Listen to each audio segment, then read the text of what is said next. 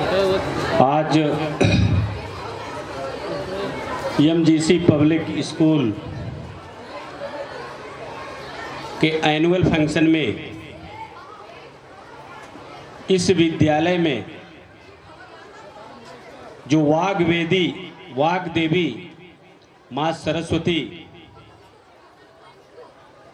के द्वारा सबको ज्ञान प्राप्त होता है, ऐसे में मैं वाग्देवी के चरणों में कोटि कोटि नमन एवं वंदन करता हूँ।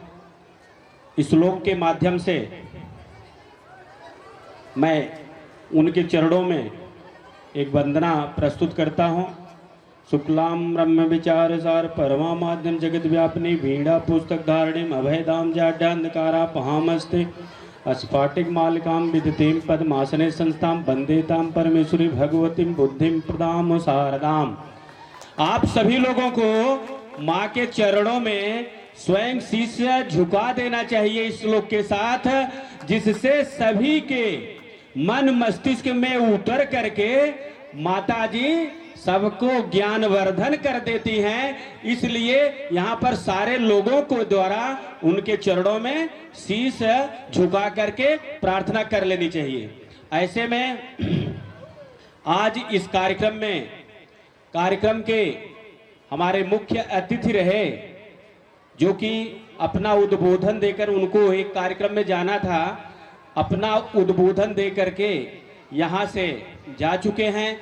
ऐसे में शाहगंज के यशस्वी विधायक श्री रमेश सिंह जी को मैं यहाँ से हार्दिक अभिनंदन एवं वंदन करता हूँ कि उन्होंने अपने एक साल के अंदर जो कार्यक्रम प्रस्तुत कराया वो अतुलनीय है और अनुकरणीय आने वाले समय के लिए है। अभी आप लोगों ने देखा होगा शाहगंज महोत्सव में एक ऐतिहासिक कार्यक्रम उन्होंने कार्य किया है। इसके लिए वो नहीं है, फिर भी एक बार जोरदार ताली उनके लिए लगा दें, एक जोरदार ताली कि उन्होंने हमारे शाहगंज में एक ऐतिहासिक कार्यक्रम प्रस्तुत किया है। इसके लिए वो बधाई के पात्र हैं।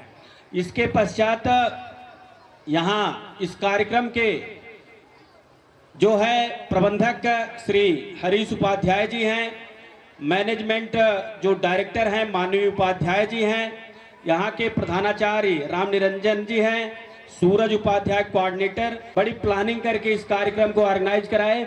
आप लोग बधाई के पात्र हैं। आप लोगों का भी इस मंच से मैं हार्दिक अभिनंदन करता हूं कि आपने ये सुनियोजित अच्छा कार्य किया है। इसके पश्चात हमारे भारतीय जनता पार्टी के जो अग्रणी रहे, जिनके द्वारा आज भारतीय जनता पार्टी जो है ऐसे कार्यकर्ताओं के बल पर प्रदेश ही नहीं पूरे देश में पूरे विश्व में मानसिक पटल पर जाकर के परचम को फहराने का कार्य किए हैं, ऐसे पुराने कार्यकर्ता श्री भानु प्रताप सिंह जी, आपके चरणों में मैं नमन एवं वंदन करता हूं।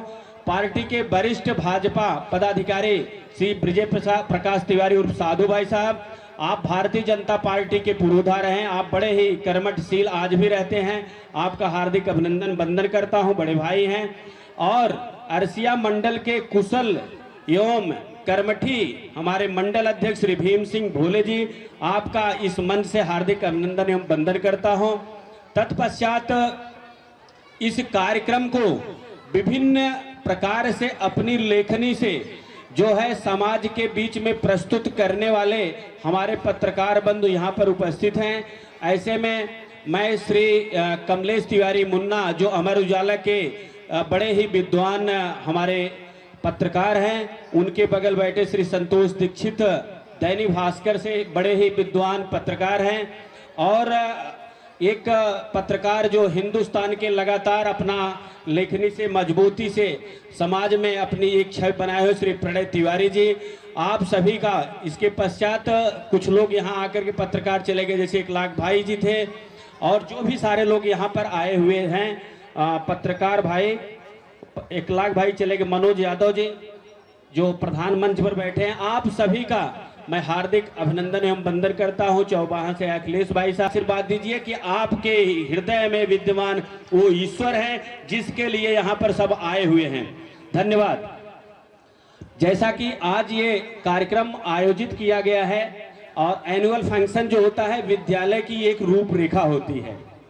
ये रूपरेखा सांस्कृतिक कार्यक्रम के द्वारा अतीत में हमारी भारतीय संस्कृति, हमारी सनातन संस्कृति जो है, ये संस्कृति इस प्रकार से है।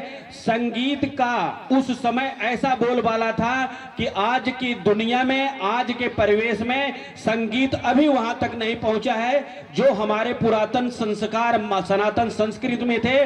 और अपनी संगीत के माध्यम से क्या नहीं कर लेते थे, संगीत के माध्यम से अच्छे अच्छे देव प्रकट हो जाते थे, संगीत के माध्यम से पत्थर उड़ने लगते थे, और ऐसे ऐसे संगीत के कितने हैं पत्थर पिघल भी जाते थे।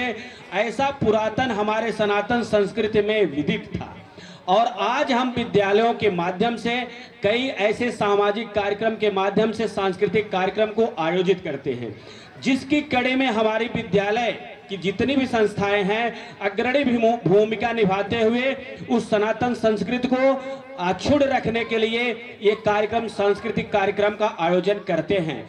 ऐसे में आज जो सांस्कृतिक कार्यक्रम हमारे छोटे नन्हे मुन्ने बच्चे ने यहाँ पर कार्यक्रम को प्रस्तुत किया है और निश्चित रूप से अतुलनीय एवं अनुकरणीय है।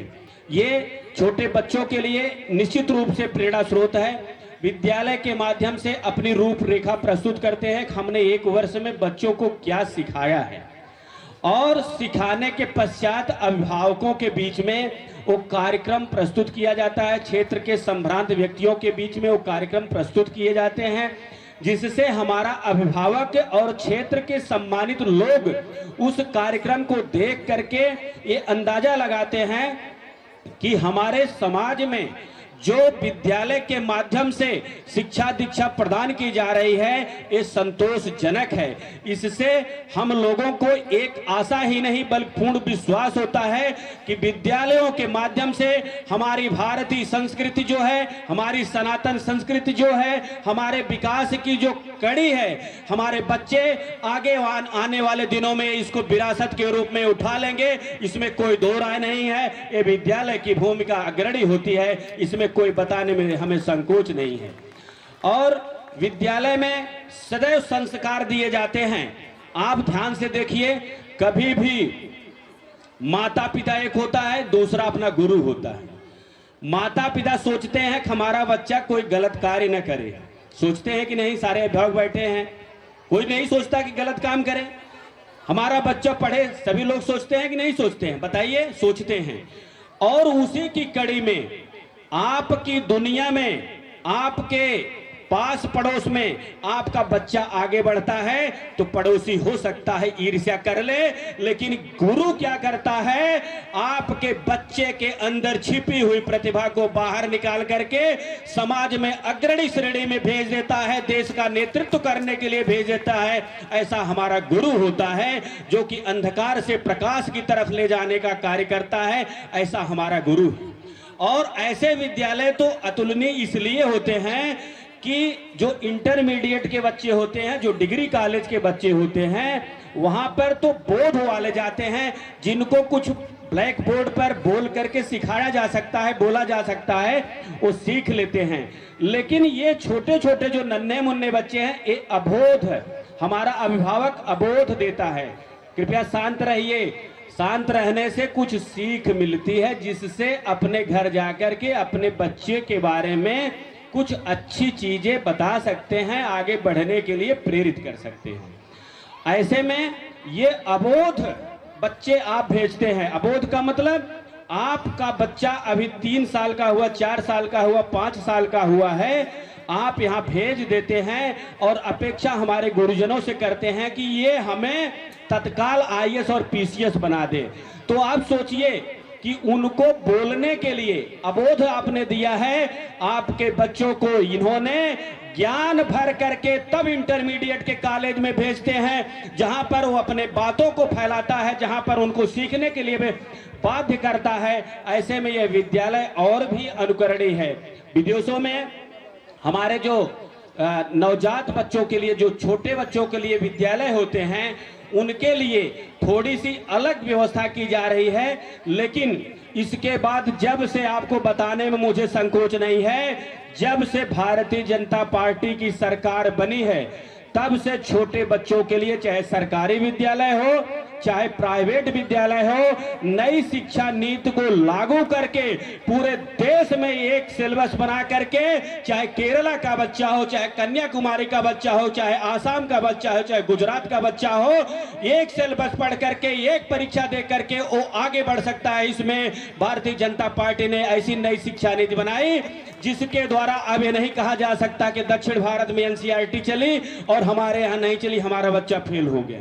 तो सरकार ने इस पर मंथन किया, इस पर विचार किया कि नहीं, हमारे देश में एक सिलेबस लागू होगा, उन नई शिक्षा नीति के तहत आगे बढ़ाने का कार्य किया जाएगा, जो कि आपकी नई शिक्षा नीति लागू हो गई। ये भारतीय जनता पार्टी की सरकार की दृढ़ इच्छा शक्ति थी और प्रदेश के लोगों ने इसको एक बार अवॉइड करने का प्रयास किया कि हमारी लोकल भाषा में लोकल जो हमारा सिलेबस है वो लागू किया जाएगा। लेकिन सारे लोगों के बीच में सिलेबस बनाते हुए माननीय प्रधानमंत्री जी के नेतृत्व में राष्ट्रीय शिक्षा नीति लागू गई। एक बार जोरदार ताली बजाइए कि आपके बच्चे के लिए ये सरकार ने, चाहे केरला का हो चाहे जहां का हो, टैलेंट के लिए बराबर आगे बढ़ने के लिए, प्रेरित करने के लिए सिलेबस बनाया है। इसके लिए हमारी सरकार जो है बधाई की पात्र है। इसी के साथ आप जान लीजिए कि अपने बच्चे को सदैव सकारात्मक दिशा में बढ़ने के लिए प्रेरित करना चाहिए, क्योंकि कहा गया है, अब प्रेरित करने का एक परिभाषा थी, motivation is arousing and sustaining motivation is a process of arousing, sustaining and regulating activities.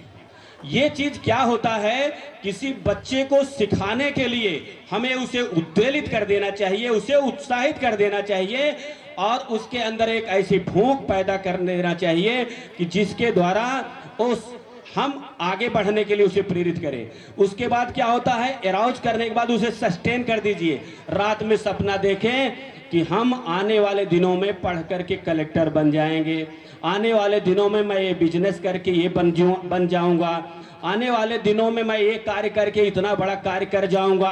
ये सपने होते हैं, हमने अराउजिंग कर दिया तो ये सपना सदैव के लिए बना रहना चाहिए, स्टेन कर देना चाहिए और ये स्टेन करके इसको सदैव रेगुलेट करना चाहिए। अभिभावक बैठे हैं इसलिए मैं इसको बोल रहा हूं, अभिभावक नहीं बैठते तो छोटे बच्चों को आशीर्वाद दे करके मैं चला जाता।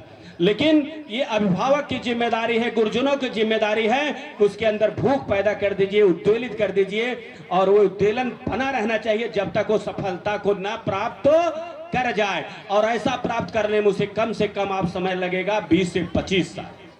6 साल में बच्चा पढ़ने लायक होता है और 20 साल में वो कुछ बनने लायक होता है। इसलिए इतना रेगुलेट करने की आपको जरूरत है, तब जाकर के हमारा बच्चा देश का अच्छा नागरिक बन सकता है, इसमें कोई दो राय नहीं है।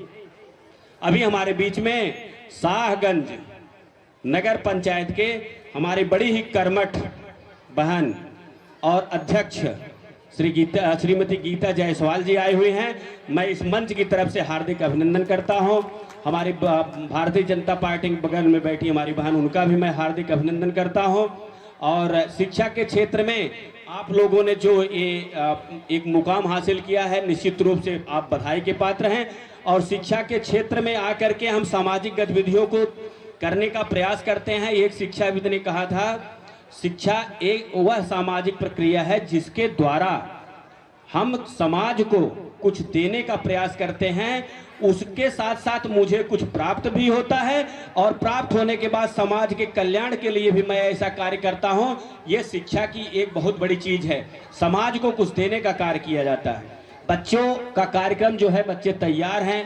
इसी के साथ मैं बच्चों का टाइम ज़्यादा नहीं लूँगा, लेकिन जितने भी ऑर्गेनाइज यहाँ किए हैं सारे लोग बधाई के पात्र हैं, सारे अभिभावक बधाई के पात्र हैं। अच्छा लग रहा है कि हमारे अभिभावक भाई बहन सारे लोग यहाँ पर आए हुए हैं और आप लोग कुछ सीख करके यहाँ से जाएं, बच्चों को कुछ दिशा निर्देश देने के लिए जाएं। इसी के साथ मैं अपनी वाणी को विराम देता हूँ। जय हिंद, जय भारत। एक बार जोरदार तालियां बजाएंगे। एक बार आप वंदे मातरम बोलेंगे, हम वंदे बोलेंगे, आप लोग जोर से मातरम बोलेंगे। विद्यालयों में ही होता वंदे मातरम। जय हिंद, जय भारत। क्या बात है।